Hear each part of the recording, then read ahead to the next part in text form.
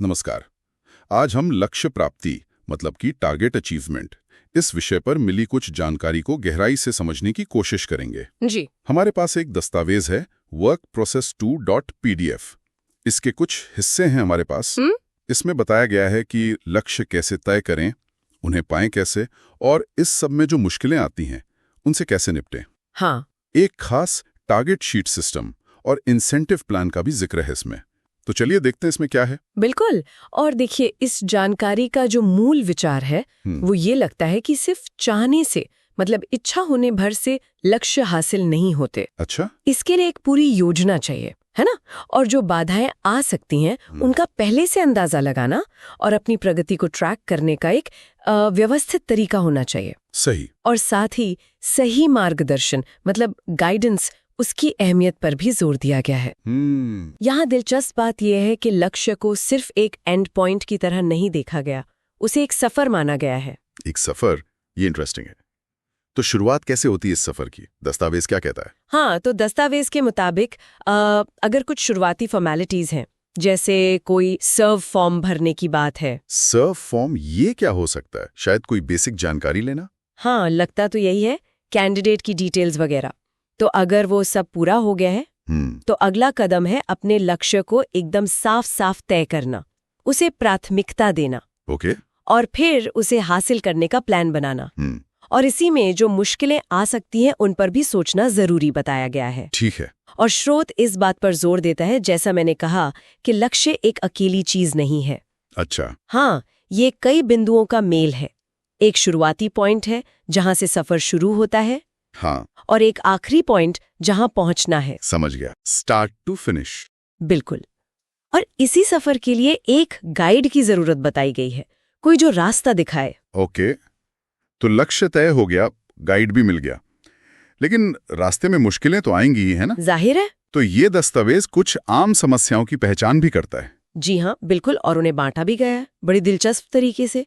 5 मुख्य तरह की समस्याएं बताई हैं। अच्छा, जैसे कि? जैसे अगर लक्ष्य कोई काम है तो समस्या असल में काम से ज्यादा काम करने वाले की है। मतलब वर्कर की प्रॉब्लम। हाँ।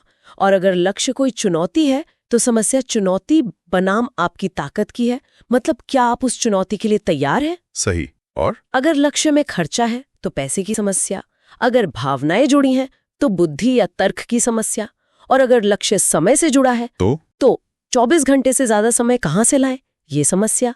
हाँ, ये तो है। तो ये वर्गीकरण काफी प्रैक्टिकल लगता है। ये दिखाता है कि रुकावटें कई तरह की हो सकती हैं, पैसा, क्षमता, सोच, समय। बिल्कुल। और ये फिर से वही बात पुख्ता करता है कि सिर्फ इच्छा काफी नहीं है। इन अलग अलग चुनौतियों से निपटने के लिए समझ और शायद वो गाइड दोनों चाहिए। ठीक है। तो इन चुनौतियों के बीच अपनी प्रोग्रेस, अपनी तरक्की पर नजर कैसे रखें, यहीं पर वो टारगेट शीट आती है ना? हाँ, बिल्कुल। स्रोत कहता है कि एक टारगेट शीट है जिसे भरना गाइड सिखाएगा।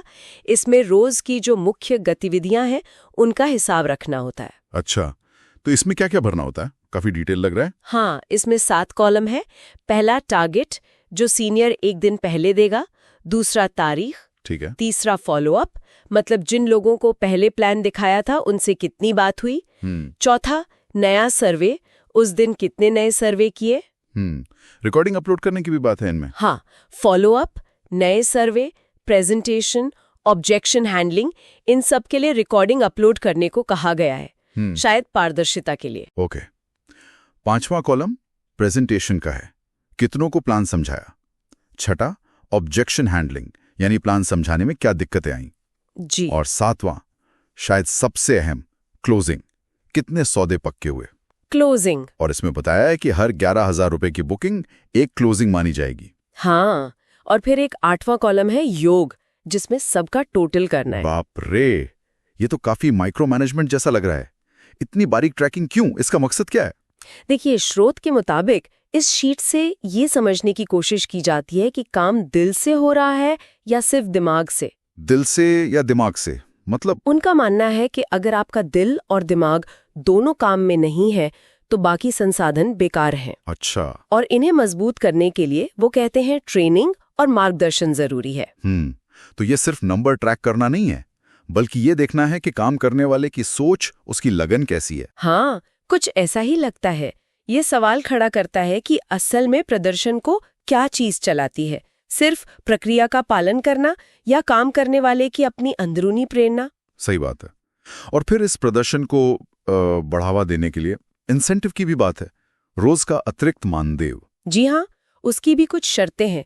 जैसे वो इंसेंटिव तभी मिलेगा जब आपका कुल प्रदर्शन, मतलब जो आपने असल में किया, वो आपके कुल टारगेट के बराबर हो। Okay, target versus achievement. बिल्कुल। और खास तौर पर क्लोजिंग पर जोर है। अगर क्लोजिंग होती है तो इंसेंटिव 2 गुना मिलेगा। और हर अगली क्लोजिंग पर ये बढ़ेगा भी। बढ़ेगा, हाँ। लेकिन रोज की एक ऊपरी सीमा है 1650 रुपए प्रतिदिन, इससे ज्यादा नहीं। ठीक है। और इसमें एक और बात थी कि बुकिंग करने वाला इस क्लोजिंग अमाउंट को ट्रेनिंग फीस या शॉपिंग कूपन की तरह इस्तेमाल कर सकता है। जी हाँ, ये थोड़ा अलग है। वो इसे ऐसे इस्तेमाल कर सकता है, लेकिन फिर भी इसे प्लॉट खरीदने की दिशा में एक बुकिंग ही माना जाएगा। और पहला इंसेंटिव पहली क्लोजिंग के बाद ही मिलेगा। सही। तो ये पूरी व्यवस्था आप देखें, साफ तौर पर कुछ खास कामों को, खासकर सेल्स क्लोजिंग को बढ़ावा देने के लिए बनाई गई है। प्रदर्शन को सीधे सीधे पैसे से जोड़ा गया है। हाँ, ये तो साफ है। तो अगर हम सार निकालें तो ये जानकारी लक्ष्य प्राप्ति के लिए एक बहुत ही स्ट्रक्चर्ड तरीका बता रही है। बिल्कुल।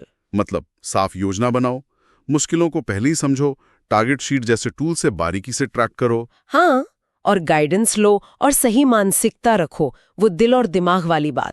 सही। तो ये पूरा एक पैकेज है। हाँ, बिल्कुल। पर अंत में एक सोचने वाली बात जरूर है। क्या? देखिए, ये स्रोत बाहरी संरचना, मतलब एक्सटर्नल स्ट्रक्चर, गाइडेंस और इंसेंटिव पर बहुत ज्यादा जोर देता है। हाँ, देता है। तो ऐसे में किसी व्यक्ति की अपनी अंदरूनी प्रेरणा, मतलब जो काम करने का मजा या इच्छा अंदर से आती है, वो इस बाहरी सिस्टम के साथ कैसे तालमेल बैठाती होगी? ये अच्छा सवाल है। क्या ये सिस्टम सच में लोगों का कौशल, उनका स्किल बढ़ाता है, या इसका मुख्य मकसद सिर्फ ये पक्का करना है कि लोग तय नियमों का पालन करें, मतलब सिर्फ कंप्लायंस? हाँ, क्या ये सिर्फ बॉक्स टिकिंग है या वाकई में ग्रोथ हो रही है? बिल्कुल, ये सवाल विचार करने लायक